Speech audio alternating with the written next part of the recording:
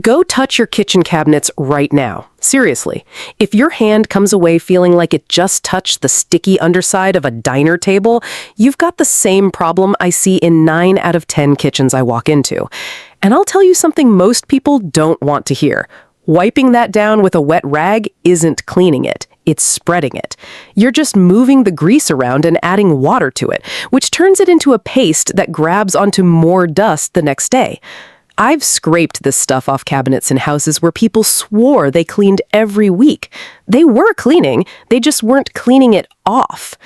That sticky film on kitchen cabinets is one of the most misunderstood problems in the whole house. People treat it like dirt. It's not dirt. Dirt you can rinse away. This is something else entirely, and once you understand what it actually is, the fix becomes obvious.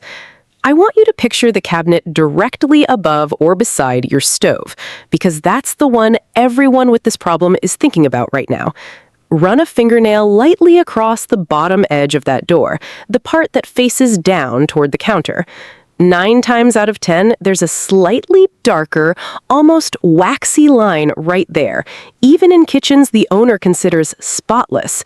That's not a design detail. That's months, sometimes years, of airborne residue settling exactly where gravity and air currents naturally push it, on the underside edges and in the recessed panel lines. Spots your eye just glides past during a normal wipe down because they're not at eye level, and they're not where your hand naturally lands when you're cleaning.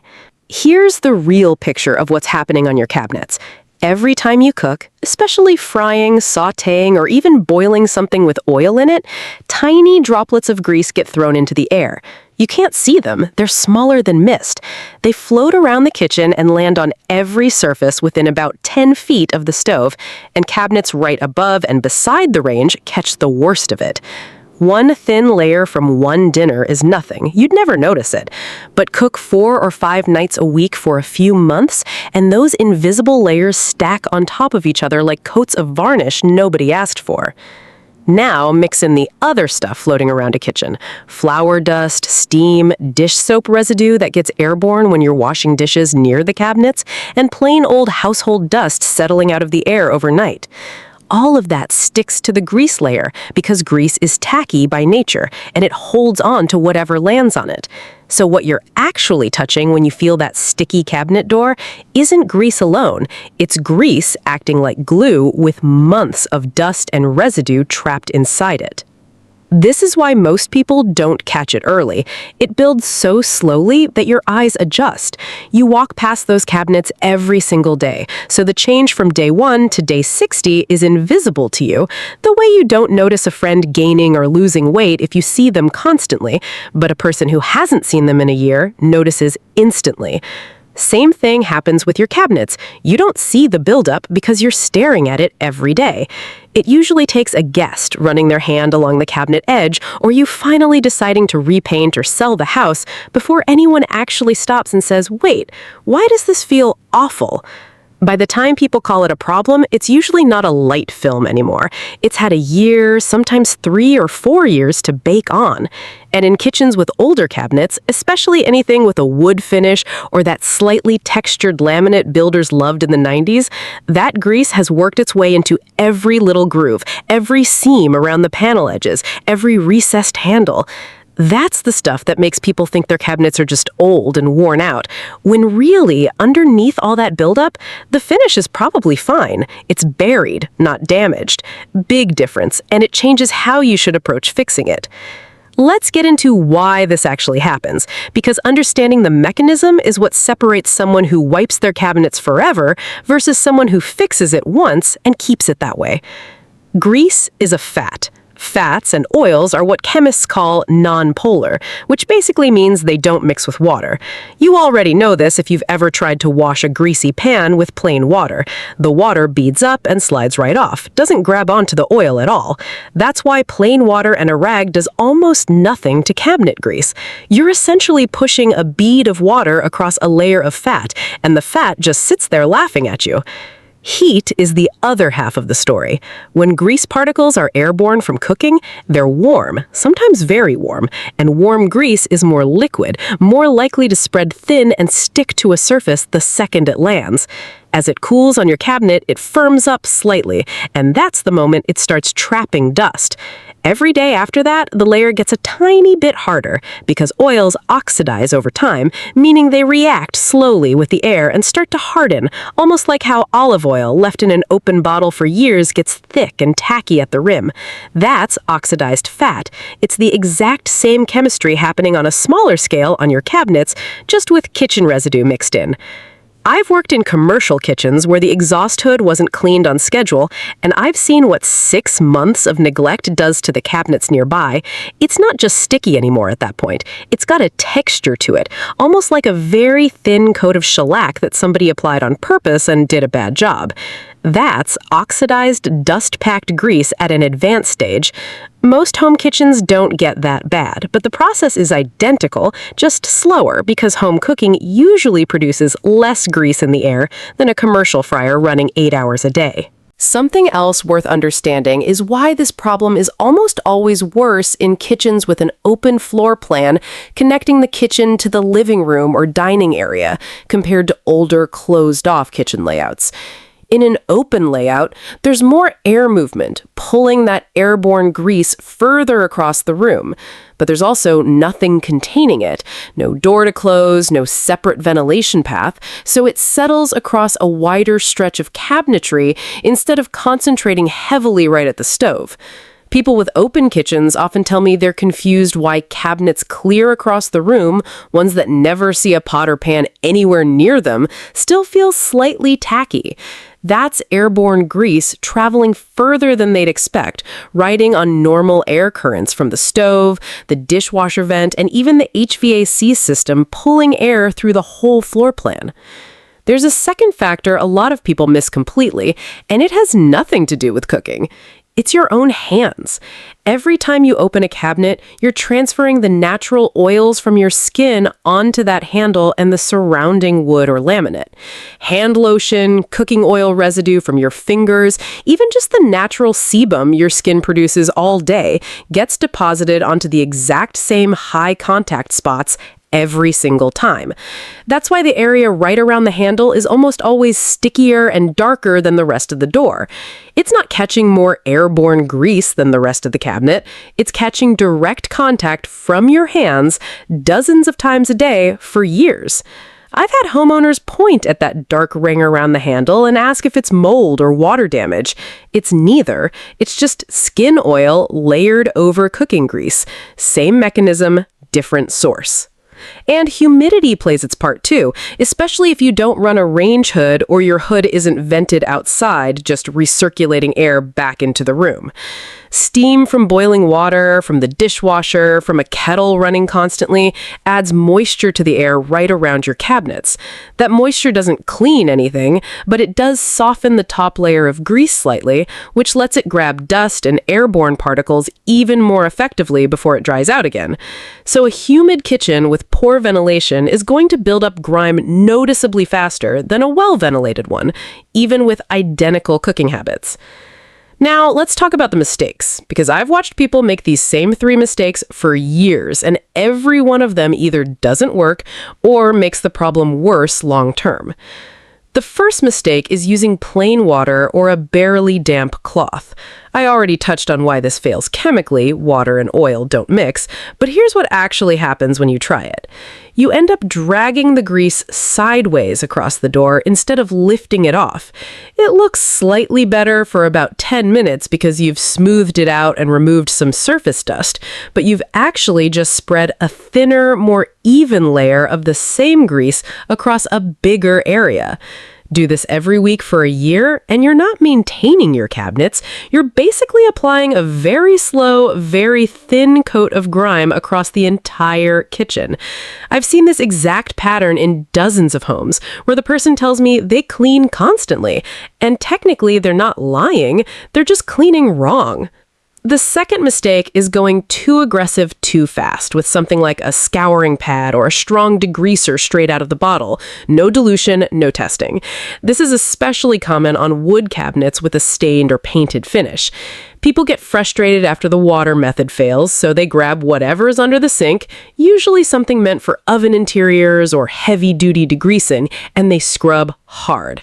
What happens next depends on the finish, but I've seen it strip the sheen right off painted cabinets, leaving dull patches that don't match the surrounding gloss. On wood with a lacquer or varnish top coat, a strong solvent-based degreaser can actually soften that finish, and once it's soft, scrubbing removes microscopic layers of the top coat itself, not just the grime sitting on it. You end up with cabinets that look thin and worn in patches, and that's not something you can undo with more cleaning. That damage is permanent, and the only fix at that point is refinishing. The third mistake, and this one's sneaky because it seems smart, is using an all-purpose glass or surface cleaner, the spray bottle kind most people already have under the sink. Those cleaners are formulated for cutting light residue and streaking on hard, non-porous surfaces like glass or sealed countertops. They're not built to break down oxidized grease. You'll get a nice smell and a slightly less dusty-looking cabinet, but the actual grease layer barely moves. It's like using hand soap to try to clean an engine part. Wrong tool for the job, even though both are technically cleaners. There's a fourth thing I'll mention because it's less of a mistake and more of a missed opportunity. People clean the flat panel surfaces and completely ignore the grooves, the corners where two panels meet, and the underside of any raised molding. That's where the thickest, oldest buildup usually lives, because it's harder to reach with a flat cloth and people don't think to get in there. I'll cover exactly how to handle that in the solution. A lot of fifth one too, because I see it in almost every rental property I've ever cleaned. People rely on air fresheners and scented sprays to mask the problem instead of dealing with it. A cabinet that smells like lemon but still feels tacky under your hand hasn't been cleaned, it's been perfumed. The scent doesn't break down grease at all, it just sits on top of it. And honestly, it can make the buildup a little worse over time, because a lot of those sprays contain waxes or silicone-based ingredients meant to leave a shine on furniture. Spray that on a greasy cabinet and you're sealing the grease layer in underneath a thin waxy coat, which makes it noticeably harder to break through the next time you actually try to clean it properly. If you've ever scrubbed a cabinet and felt like the grime just would not budge no matter what you used, there's a decent chance a furniture polish or air freshener spray got involved at some point in that cabinet's history. And now you're fighting through 2 layers instead of 1. So here's how you actually fix this, and I want to walk through this the way I'd walk a new guy through it on a job, step by step, because skipping steps is how people end up redoing the whole thing twice. Stage 1 is testing your finish before you touch a single degreaser to the whole cabinet. This step gets skipped constantly, and it's the one that matters most. Every cabinet finish reacts differently to cleaning products. Painted cabinets, especially chalk paint or matte finishes, are more sensitive than a glossy lacquered wood finish. Laminate is tougher than most people assume, but can still discolor with the wrong chemical. So before you go door to door, pick one inconspicuous spot, the inside edge of a door or the bottom corner of a cabinet that's rarely seen, and test your cleaning solution there first. Apply it, wait 2 or 3 minutes, wipe it off, and check for any color change, dulling, or texture difference. If it's clean and unaffected, you're good to move forward on the rest of the kitchen. This takes 5 minutes, and it can save you from a mistake that costs a full refinishing job. Before we get into products like we discussed, let's talk tools for a second, because half the battle is having the right things laid out before you start instead of hunting around mid-job with wet hands. You want 2 buckets, not one. One for your cleaning solution and one for plain rinse water, because dipping a dirty cloth back into your cleaning mix over and over just dilutes it with grease and makes every pass after the first one weaker. You want at least 4 microfiber cloths, because you'll go through them faster than you expect on a heavily soiled kitchen. A soft bristle brush for grooves, one of those wooden stir sticks I mentioned, and a pair of rubber gloves if you're working with vinegar or degreaser for more than a few minutes, since repeated exposure dries out your skin fast. Lay all of that out before you touch the first cabinet. It sounds like a small thing, but stopping halfway through a job to go find a second rag is exactly how a 15-minute cabinet turns into a 45-minute cabinet. Stage 2 is your actual cleaning solution, and I want to give you the one I've relied on across hundreds of kitchens because it works on almost every finish and it's not going to eat through anything. Warm water, not hot, because hot water can actually make grease spread instead of lift on certain finishes, mixed with a few drops of a grease-cutting dish soap, the same kind you'd use on a greasy pan. That's your baseline for lighter buildup. For heavier, older grease, you upgrade to a mix of warm water and white vinegar, roughly equal parts, which handles oxidized grease a lot better than soap alone because the acidity actually breaks down some of that hardened residue rather than just surrounding it. For the worst cases, the kind where you can see a visible film even from across the room, I go with baking soda paste. Just baking soda mixed with a small amount of water until it's the texture of toothpaste. That paste gives you gentle abrasion without scratching most finishes, which is exactly what heavily oxidized grease needs. Something with a little bite that isn't a razor blade. Stage 3 is technique, and this is where most people go wrong even with the right product in hand. You don't want to scrub in wide circles across the whole door because that just moves grime from one section to another and makes it harder to tell what you've actually cleaned versus what you've just smeared. Work in small sections, about the size of your hand, and use straight, consistent strokes, always going the same direction, top to bottom or side to side, not both mixed together. This gives you an even result and lets you actually see your progress as you go, section by section, instead of guessing whether the whole door is done. For your cloth or sponge, microfiber is what I use almost exclusively now because the fibers are fine enough to grab grease particles rather than just push them around, which is exactly what a regular cotton rag tends to do. Keep a second dry microfiber cloth on hand at all times because you want to follow every wet pass with a dry wipe within a minute or two. Letting cleaning solutions sit and air dry on a cabinet door leaves streaking and can dull certain finishes over time, especially anything with a matte or satin sheen. Now for the grooves, the corners, and any raised detailing, which is where the heaviest, oldest grime usually hides. A flat cloth can't get into a carved groove or a tight inside corner, so you need something with a point or a fine edge. An old toothbrush works, but I actually prefer a wooden coffee stir stick wrapped in a bit of microfiber cloth because it gives you a firm edge without risking a scratch the way a metal tool would. Dip it in your cleaning solution, work it into the groove with light pressure, and you'll be shocked at how much comes out of a spot that looked totally fine from a few feet away. This is genuinely the step that separates a cabinet that looks clean from a cabinet that looks brand new, and it's the step almost everyone skips because it's slower and less satisfying than wiping a big flat panel. Stage 4 is the handle and the high contact zone around it, since we already established that's usually the worst offender because of direct hand contact. Treat this area separately from the rest of the door. It often needs a slightly stronger pass, maybe a second application of your vinegar solution, or an extra few seconds with the baking soda paste, because it's had years of skin oil layered on top of cooking grease. Don't be surprised if this is the one spot that needs real elbow grease even after the rest of the door comes clean easily. Stage 5, and this is the pro tip I mentioned, the one that almost nobody does but genuinely changes how long your results last. After you've fully cleaned and dried a cabinet door, go over it with a very thin coat of a food-safe mineral oil, just a few drops on a clean cloth, buffed in lightly. This isn't about making it shine, although it will look better. It's about giving the surface a slightly slicker finish that makes it harder for new grease to actually bond to it. Think of it like seasoning a cast iron pan. You're not preventing all future buildup, nothing does that completely, but you are making the next cleaning session dramatically easier because grease that lands on a lightly oiled surface sits on top instead of soaking in and oxidizing over weeks. I picked this trick up from watching how my grandfather treated wood countertops on jobs decades ago, and I adapted it for cabinets once I realized the same principle applied. It works on wood and most painted finishes. Skip it on laminate, since laminate doesn't need it and it won't absorb the same way. Stage 5.5, and I'm adding this one in because so many people forget it exists until it's staring them in the face, the hardware itself.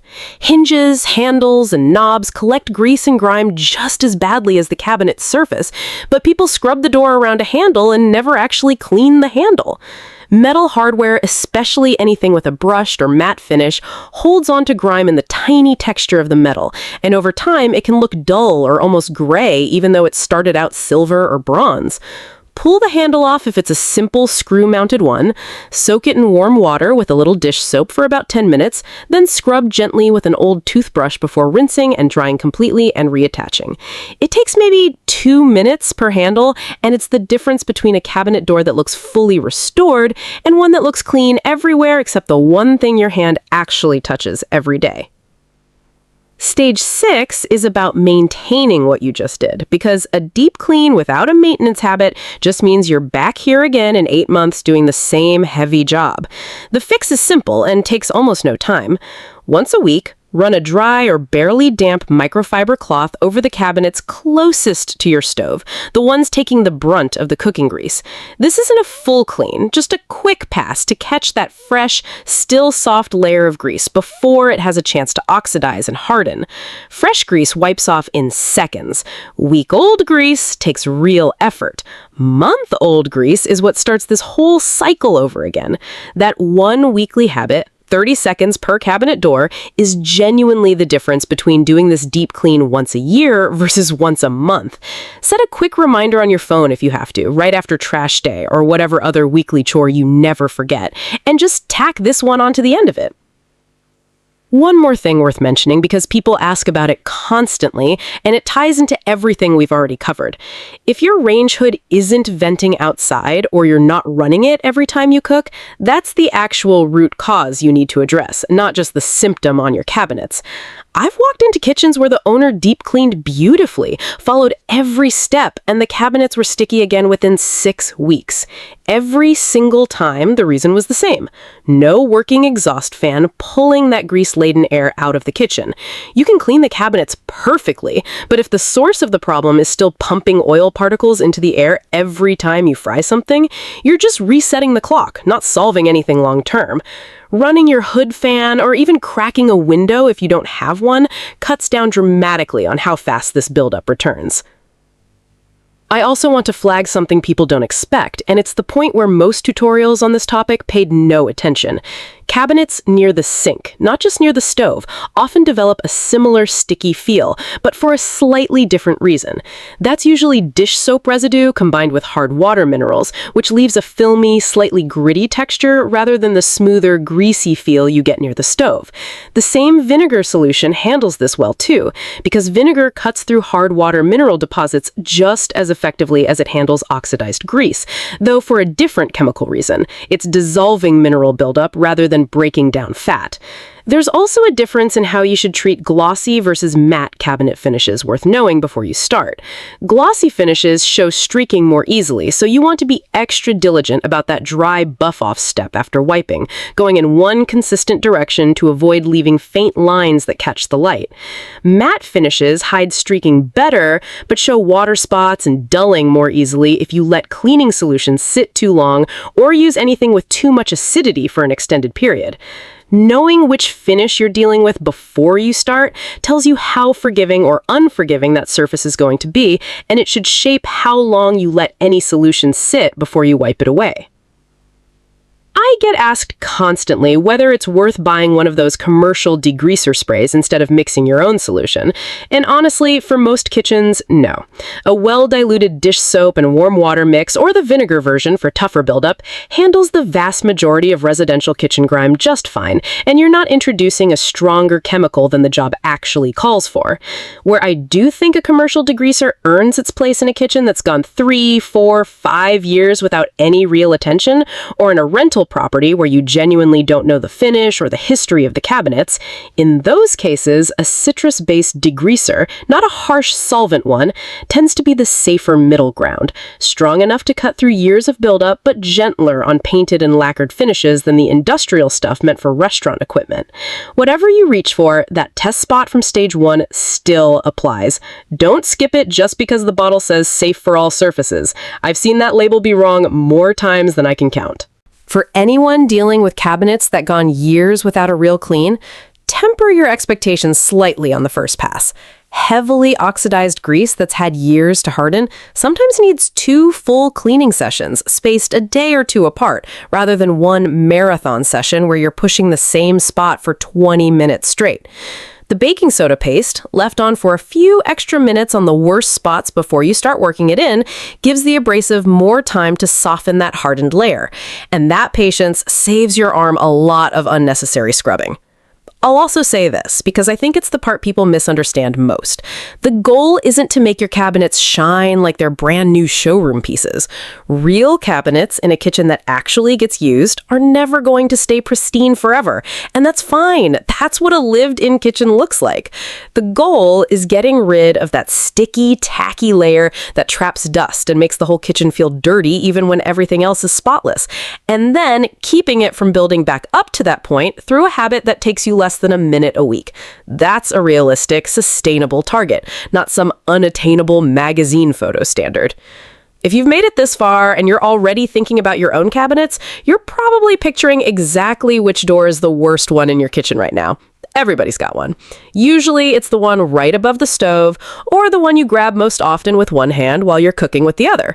Start there. If that one comes clean and looks noticeably better, the rest of the kitchen is going to feel like an easy follow-up job instead of a chore. That's really the whole method, tested across more kitchens than I can count, from small apartment galleys to full commercial setups. Test your finish first, match your solution to how bad the buildup actually is, work in small sections with the grain of your strokes, don't ignore the grooves and corners, treat the handle area separately, finish with a light oil pass if your cabinet material allows it, and keep up that 30-second weekly wipe down so you're never back here doing the deep version again. None of this requires anything exotic. Every product I mentioned is sitting in a grocery store within a few minutes of your house, and every tool is something you probably already own or can grab for a couple dollars. The reason this problem feels bigger than it is comes down to 2 things: not knowing why the grease is behaving the way it is, and not having a step-by-step order to follow, so you're not just attacking the whole kitchen at random. Once you understand both of those pieces, this stops being a dreaded weekend project and turns into something you knock out in under an hour, cabinet by cabinet, without redoing any of it.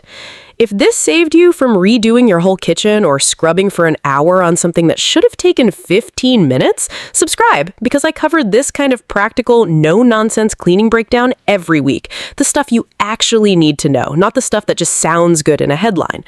No gimmicks, no miracle sprays, just proven methods I've actually used on real paying jobs and watched hold up well over time. Drop a comment and tell me your biggest cleaning headache right now, the thing in your house that's been bugging you for months that you can't quite figure out how to fix. Doesn't matter if it's in the kitchen, the bathroom, the garage, or somewhere else entirely. Just put it down below.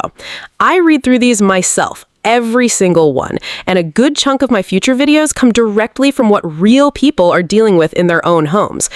And if grease buildup is a real problem in your kitchen right now, chances are pretty good your range hood filter is in rough shape too.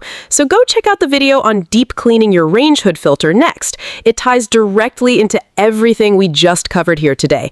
And it's usually the actual root cause behind the sticky cabinet problem in the first place.